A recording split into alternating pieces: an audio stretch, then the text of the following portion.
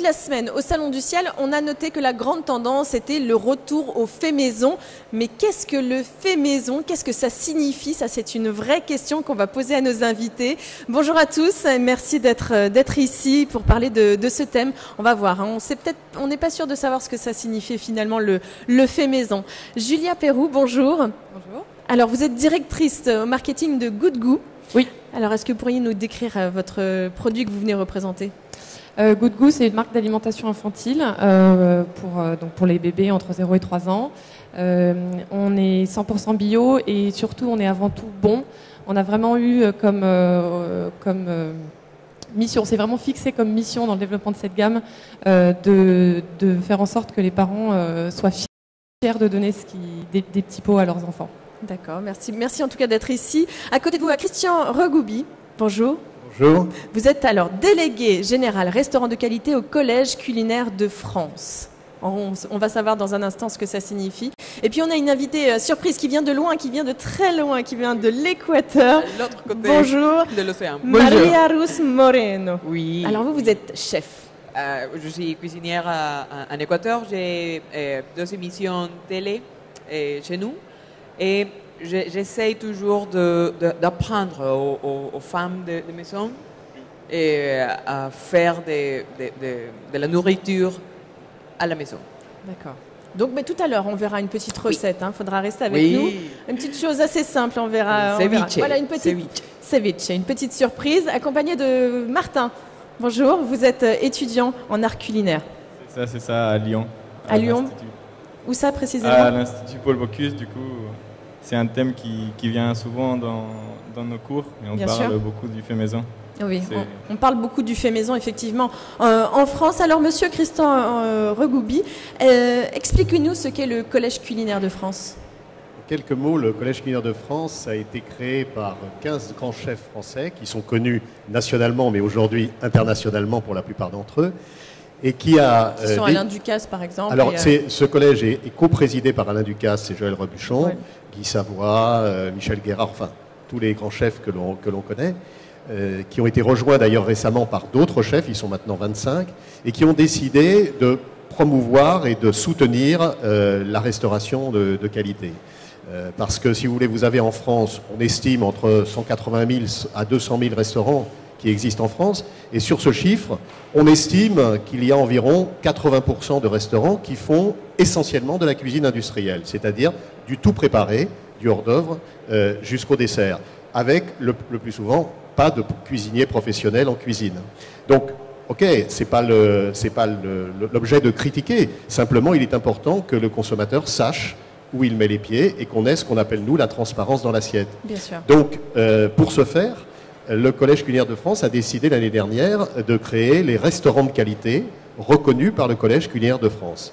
C'est moins tant un label qu'une volonté de réunir et de fédérer des professionnels qui partagent une même conception du métier, qui en fait, perdus au fin fond de la France ou dans toutes les régions, sans être totalement étoilés ou être en petits restaurants, mais ont la même pratique que les grands chefs. La qualité. Voilà, la qualité, vont chercher des produits et voilà. Et donc là, c'est de les fédérer pour partager ensemble cette même conception du métier. Alors, quels sont les critères précis pour justement obtenir ce label de restaurant de qualité?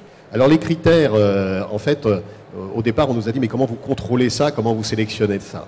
Eh bien, le critère essentiel, c'est des gens de métier, c'est-à-dire les grands chefs, qui sélectionnent d'autres gens de métier qui sont des petits restaurants et autres. Simplement, pour pouvoir avoir un contrôle et avoir une sélection qui soit la plus rigoureuse possible, nous avons actuellement plus de 170 chefs référents à travers la France, dans chacune des régions, qui chacun donne leur avis sur toutes les candidatures qui nous arrivent. Nous avons en un an reçu plus de 1200 candidatures. Oui, c'est ce que j'allais vous demander. Voilà. Depuis la création du 8 avril 2013, hein, c'est bien ça? Voilà, 8 avril 2013. Ça a été un mouvement de fond extrêmement fort. Et nous avons reçu plus de 1200 candidatures à ce jour. Et nous en avons sélectionné un peu moins de 800 aujourd'hui. Alors je vais vous demander aux uns et aux autres votre définition du fait maison. Pour vous, en Équateur, ça signifie quoi?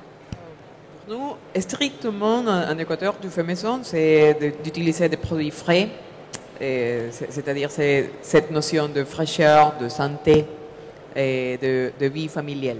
non, de faire des repas chez nous à la maison et comme ça récupérer un peu la qualité de vie.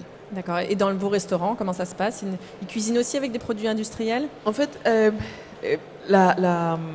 au restaurant et hôtel, vu que les salaires sont encore pas si hauts, on peut se permettre d'embaucher beaucoup de personnel. D'accord. Donc là, c'est une vraie question là-dessus aussi. Oui.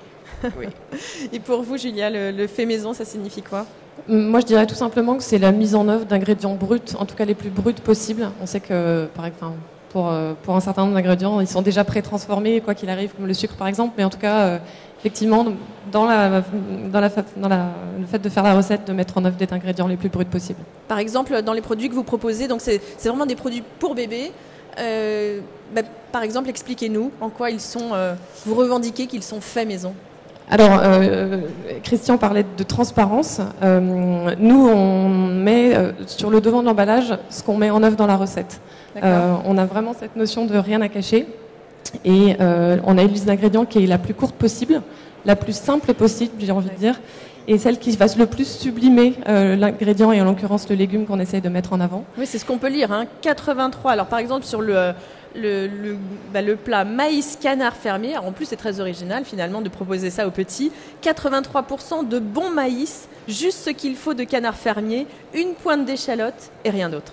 Voilà, c'est vraiment la liste d'ingrédients la plus courte possible, avec que des ingrédients que n'importe quelle maman est capable d'acheter dans un supermarché ou ailleurs, un maraîcher ou autre autour de chez elle. Donc on cache rien, on n'a rien de bizarre.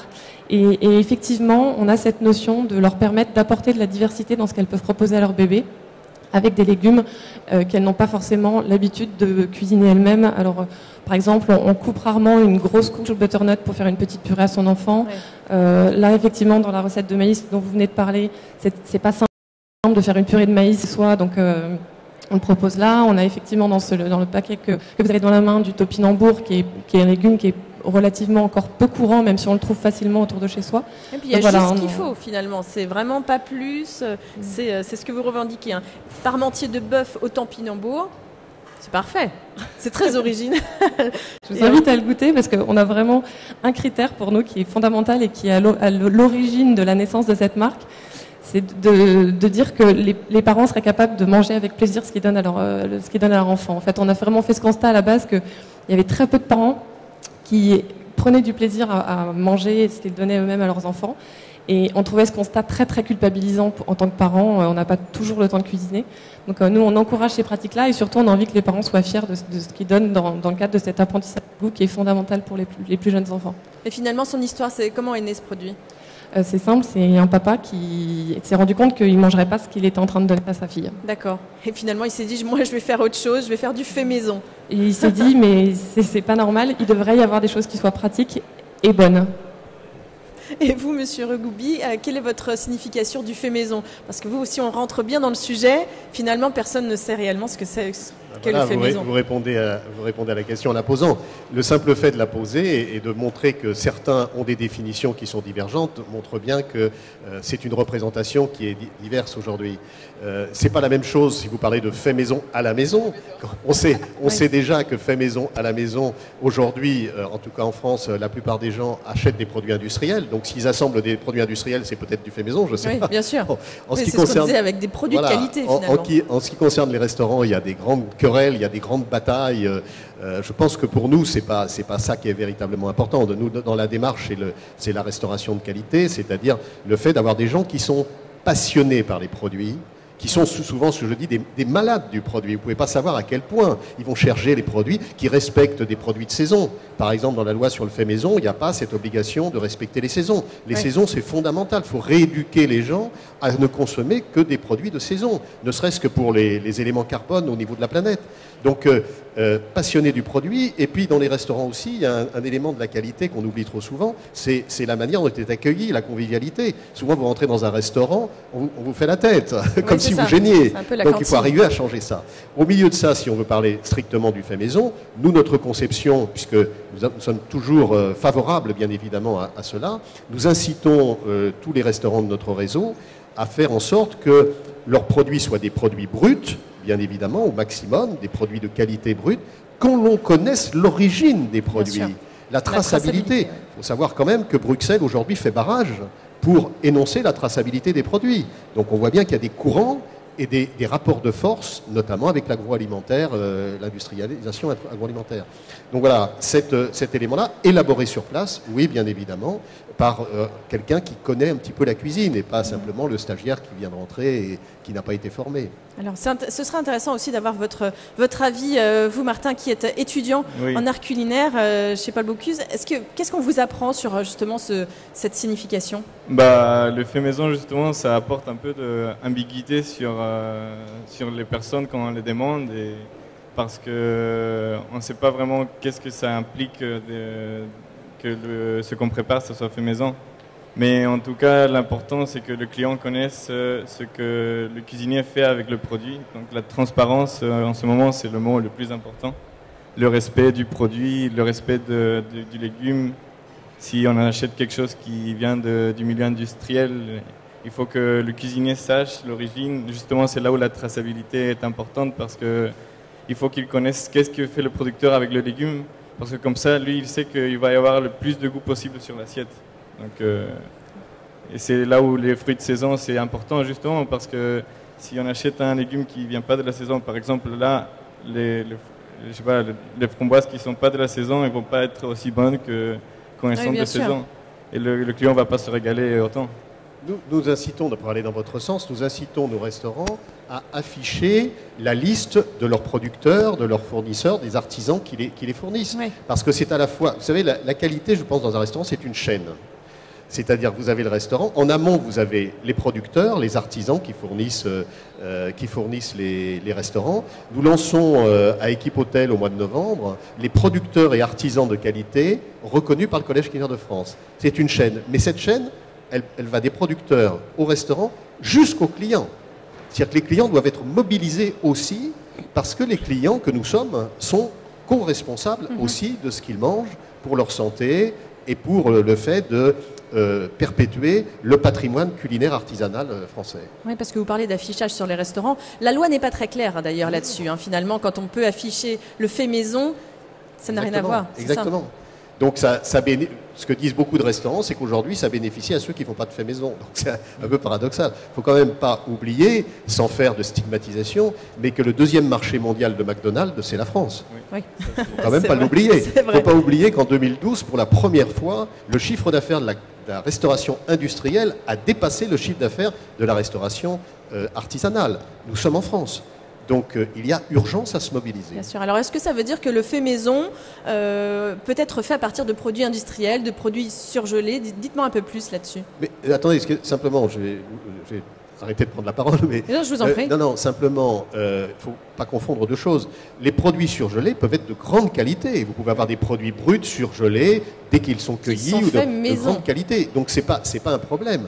Ce qui est différent, c'est la cuisine industrielle qui est préassemblée et sur laquelle on ne sait pas à l'intérieur, on a eu le problème de la viande de cheval, ne sait pas à l'intérieur comment ont été faits les ingrédients. Là, ce qui est extraordinaire dans votre démarche, c'est que vous allez jusqu'au bout de la transparence et ça, c'est vraiment très très important. Et quelles sont les contraintes finalement quand on produit du fait maison ? Alors les contraintes pour nous, elles sont nombreuses parce qu'on est soumis à plusieurs cahiers des charges, celui de l'alimentation infantile qui est très très strict et c'est une chance pour tous les consommateurs, celui de l'agriculture biologique puisque tous nos ingrédients sont 100% bio, ce qui permet, pour rebondir sur ce que vous venez de dire, une traçabilité un peu supérieure à l'agriculture conventionnelle. Et ceci dit, alors tout ça est très contraignant, bien sûr, évidemment, auxquels se rajoutent évidemment des contraintes d'outils industriels pour le coup en termes de production, mais c'est aussi là où en tant que avec toute la volonté, la motivation, la créativité, on peut arriver à faire la différence, challenger les différentes parties prenantes.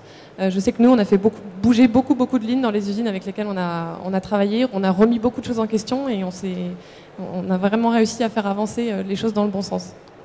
Maria-Rousse, je vous en prie. Je trouve fascinant qu'en France, en général, je trouve que les Français sont très passionnés pour la nourriture, la qualité, comment vous dites, la joie de vivre.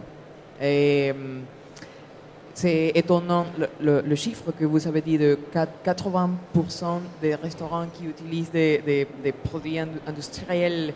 Et je crois que c'est une surprise, soit que la France est reconnue internationalement justement pour le goût, pour la qualité des produits.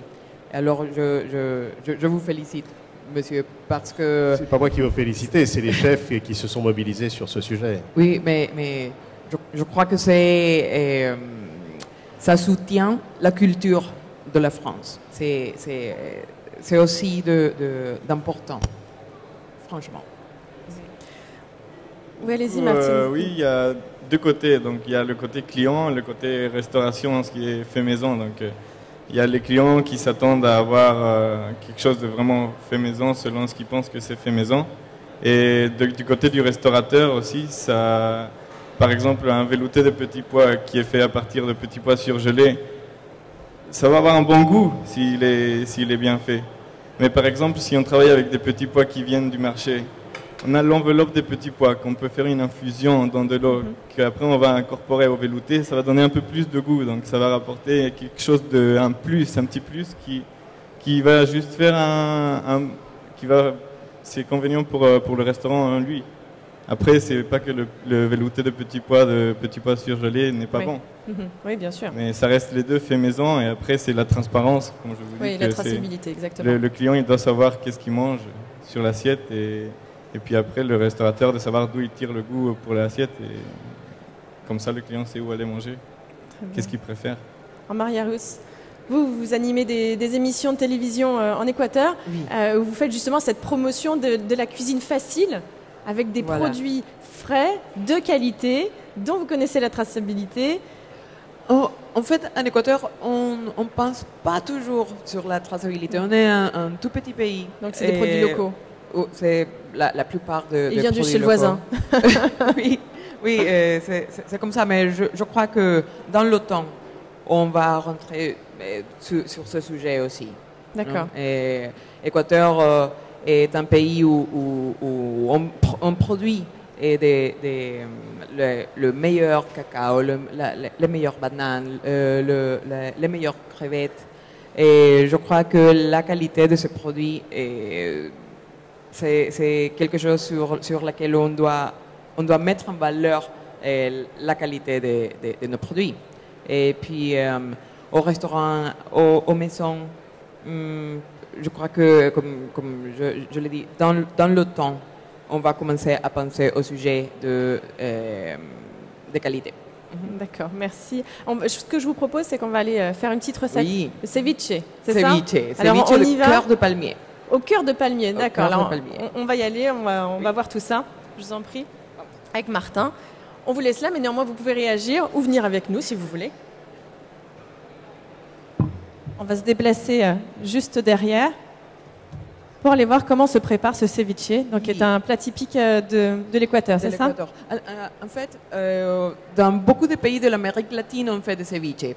Mais peut-être le Pérou est très connu pour le ceviche, mais chaque pays en Amérique latine a sa version du ceviche. Alors, pour le CIAL, avec Pro Ecuador, on a amené des produits de l'Équateur, comme le cœur de palmier, avec lequel on peut faire une version végétarienne du ceviche. D'accord. Donc là, c'est une version végétarienne. Allez-y, je vous en prie. Et il y a des petites touches équatoriennes qu'on va vous apprendre. Combien de temps? 2 minutes. Alors on 2 y va. minutes. Pour faire un ceviche, vous avez besoin d'un produit principal, par exemple notre corps de palmier, ou le poisson, ou les crevettes, et un ingrédient acide. On utilise des agrumes, citron, orange. Non? Et puis des végétaux, comme de l'oignon, du poivron, de la tomate. On râpe la tomate et avec ça, on a un peu de texture. D'accord. Et aussi, on utilise, en Équateur, on utilise du ketchup, un tout petit peu. Un produit industriel. Un produit industriel, et ça apporte de l'épaisseur, un goût plus concentré. D'accord. Et un tout petit peu de moutarde anglaise. Alors, c'est très simple, très simple. On commence par faire la sauce. Et Martin, si on a juste une... Je vais vous pousser un peu pour vous laisser travailler. Et c'est très rapide. Je vais les mettre de l'autre en côté. fait. Et si on a à la maison le cœur de palmier en boîte, c'est très rapide à faire. Et on l'a en boîte déjà coupé, par exemple. Et ça c'est convenient pour... D'accord. Donc là, les doses sont déjà faites, donc on les met tout de suite dans le... Oui. Alors, on mélange bien. Là, on a la tomate fraîche et le ketchup. Après, le citron. Le jus de citron. C'est fraîchement pressé. C'est de ça. tout à l'heure, finalement, c'est ça? Oui. Pareil pour l'orange? 2 fois la quantité de jus de citron, on met un jus d'orange. Pour adoucir. Ahí está bien. Bien. Très bien. On met du sel. Oh, aussi, des produits industriels, on a, pour servir le ceviche, qu'on va le faire après, on a des chips. D'accord. Des chips indiens, très belles. Ici, vous avez de la patate douce, du plantain vert, des chips de betterave, ils sont très belles. Et aussi de l'amarante. Et gusta. Vous avez besoin de quelque chose, peut-être? Est-ce que... Et on va goûter le sel. D'accord, oui, toujours goûter. De toute façon, c'est le propre du cuisinier. Hein, c'est de goûter à chaque fois pour voir si... C'est excellent. Bon, alors, parfait. Mais les végétaux, poivrons et oignons rouges. Le cœur de palmier, on peut le faire en bâtonnet, en tranches. D'accord. Ou déjà fait. Et on finit toujours avec une herbe fraîche qu'en Équateur, on utilise beaucoup de coriandre fraîche. D'accord. Okay. C'est tout. C'est terminé. Le ceviche de cœur de palmier. Elle est très bien organisée. Vous voyez pas ce que fait Marie-Rousse, mais en dessous, elle est en train de ranger pour que ça soit bien propre déjà. On voit qu'il y a des gestes comme ça que vous avez et que vous ne pouvez pas vous empêcher de faire. Voilà, elle rangeait en fait, tout simplement en dessous. Vous voulez goûter? Ah, mais avec plaisir, oui. Tenemos cucharitas, ¿verdad? Voilà.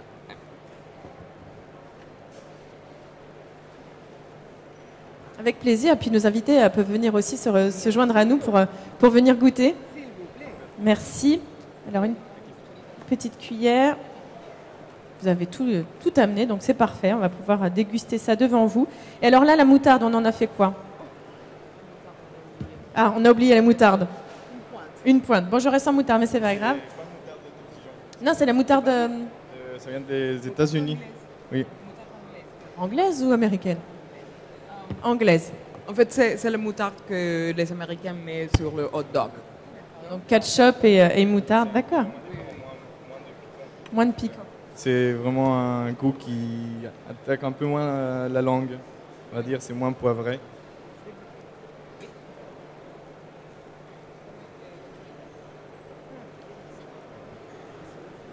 C'est délicieux. J'adore. C'est vrai que c'est un petit goût un petit peu... avec la coriandre, du coup, ça fait un peu asiatique, finalement. Mais le citron et tout ça. Et ça, c'est donc typique de chez vous. Je ne m'arrête pas. En plus, c'est l'heure de manger, alors. La coriandre, c'est vrai, c'est asiatique, mais ça fait des années qu'on l'a assimilé dans notre culture. Et la plupart des plats équatoriens ont de la coriandre fraîche. C'est dur à dire en français. Mais non, parce que vous parlez très bien français. Et vous avez fait vos études à Biarritz, hein, c'est ça? À Biarritz, au lycée hôtelier de Biarritz. D'accord. Et alors, on a d'autres ingrédients? Oui, si vous voulez, vous mettez une chip dedans. On peut écraser le chip et le mettre dans le ceviche. D'accord. Si vous alors, voulez. exactement. Très bon. On écrase, c'est ça, je l'écrase. Et je le mets dedans? Oui. D'accord. Alors attends, je vais poser mon micro. Et en attendant, qu'est-ce que vous êtes en train de faire aussi avec les... C'est quoi le petit ingrédient que je vois là-bas? Oh, ça c'est, vous voyez, c'est de l'amarante. C'est aussi un produit qu'on achète déjà fait. C'est comme du mini popcorn, mais c'est fait avec un grain indien qu'on appelle amarante. D'accord. C'est très bon pour la santé et ça a un niveau nutritionnel très haut. Très haut. D'accord. Et c'est comme une protéine complète. Et vous pouvez mettre un tout petit peu... D'accord, de dedans. Ça va gonfler, c'est ça? Ça, c'est déjà gonflé. Et ça va super bien avec un ceviche. Je vais goûter aussi. Hein. Oui. Et ici, en France, comme vous voyez, c'est très facile de faire du ceviche. C'est délicieux, hein, c'est vrai. 2 minutes. 2 minutes pour faire ça, avec des produits frais. Oui, ouais, c'est vraiment excellent. Je vais aller demander à nos invités ce qu'ils en pensent. Qu'est-ce que vous en avez pensé? C'est délicieux, j'ai pas de commentaires à faire. Vous en voulez d'autres? Bien, je vous en prie. Monsieur Reboubi. C'est remarquable de mélange de saveurs. Là, on retrouve effectivement ce qu'on perd le plus souvent aujourd'hui, c'est le goût. C'est-à-dire les nuances de saveurs avec les différents ingrédients, c'est remarquable. Eh bien, bravo. Merci à tous d'être venus sur ce plateau. Et puis, nous, on se retrouve cet après-midi pour d'autres émissions. Merci et encore bravo. Bravo, Maria-Rose. Merci.